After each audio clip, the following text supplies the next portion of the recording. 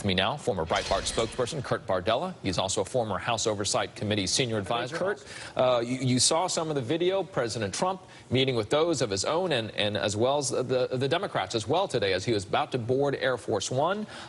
We were just speaking with Representative Al Green. He said it was cordial, that for the most part the president seems supportive.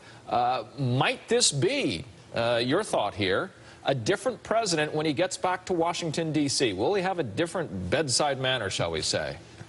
Well, I guess we'll find out really as soon as Tuesday when he announces his decision about what to do about, the DACA program. And if he comes out and announces that he's going to rescind it, I think it'll send a message that Donald Trump is still Donald Trump.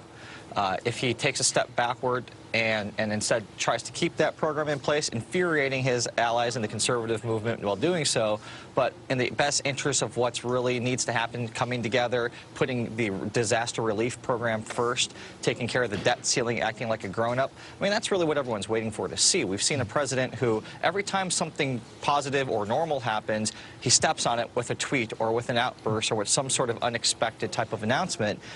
Will this be different? Time will tell. I mean, history has shown to this point that this president is exactly who he is.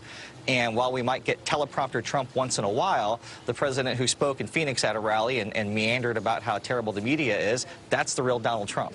How long can they drag this out, Kurt? As you know, what is seen on the television, what is being written about, what is getting viral often will dictate or help to move the needle there on the Hill. In this case, come a week or two, and we were mentioning a second ago the debt limit, right? And you're talking about taxes as well.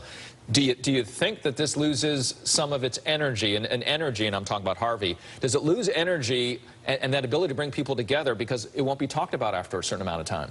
Yeah, we live in an ADD society, essentially, where, the news of today, we know that 2 weeks from now is not what we're going to be talking about. So many things are going to happen, particularly in this presidency, from 1 minute to the next. Maybe it's North Korea, maybe it's the Russia investigation, maybe it's white supremacists, maybe it's a disaster. It changes so frequently, so fast, that no one has time to fixate or focus on any one thing. And in the case of a disaster like this, I believe that there will be certainly a consensus to get the initial down payment on debt relief out the door and into Texas. But does anyone really think that 4 months from now, 6 months from now, anyone in Washington is going to be giving it this kind of attention, even though at that point in time, people in Texas are still going to be trying to bury themselves out of this disaster? Probably come down to economics at the end of the day. Basil Smikle, Kurt Bardella on this holiday weekend. I can't do my favorites. Thank you both for coming in today. Thank you.